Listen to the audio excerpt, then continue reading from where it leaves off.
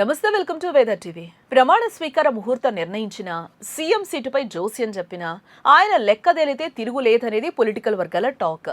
తమిళనాడు రాజకీయాన్ని శాసించిన దివంగత జయలలిత నుంచి ఇటీవల సునామీ విజయాన్ని అందుకున్న సీఎం విజయ్ వరకు పొలిటికల్ హిస్టరీని తిరగరాసిన పవర్ఫుల్ పండితుడు రాధన్ వెట్టివేల్ సడన్ గా హైదరాబాద్ లో ప్రత్యక్షమయ్యారు. తెలంగాణ రక్షణ సేన అధినేత్రి కల్వకుంట్ల కవిత నివాసంలో కనిపించారు. మరి తమిళనాడు రాజకీయాలను షేక్ చేసిన ఈ పండితుడి రాక వెనుక ఉన్న పొలిటికల్ మాస్టర్ ప్లాన్ ఏంటో తెలుసుకునే ముందు వెదర్ టీవీ న్యూస్ ని తప్పకుండా సబ్స్క్రైబ్ చేసుకోండి.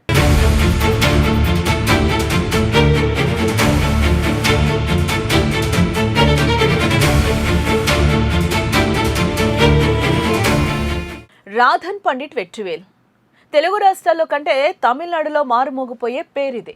గత 4 దశాబ్దాలుగా వేద జ్యోతిష్యం, సంఖ్యాశాస్త్రంలో విశేష అనుభవం కలిగిన ఈయనకు దేశవ్యాప్తంగా ఎంతో మంది కీలక నేతలతో సత్సంబంధాలు ఉన్నాయి. గతంలో తమిళనాడు మాజీ సీఎం జయలలితకు జ్యోతిష్య సలహాలు అందించిన రాధన్ పండిట్ 2024లో విజయ్ తమిళగ వెట్రి కళగం పార్టీ స్థాపించినప్పటి నుంచి ఆయనకు కీలక ఆధ్యాత్మిక సలహాదారుగా మారారు.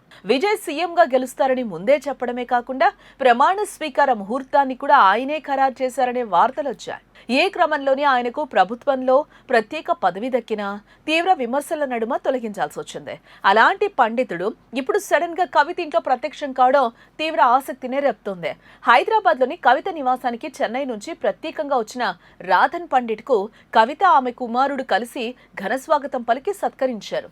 దీనికి సంబంధించిన ఫోటోలు సోషల్ మీడియాలో విపరీతంగా వైరల్ కావడంతో తెలంగాణ రాజకీయాల్లో సరికొత్త చర్చే మొదలైంది.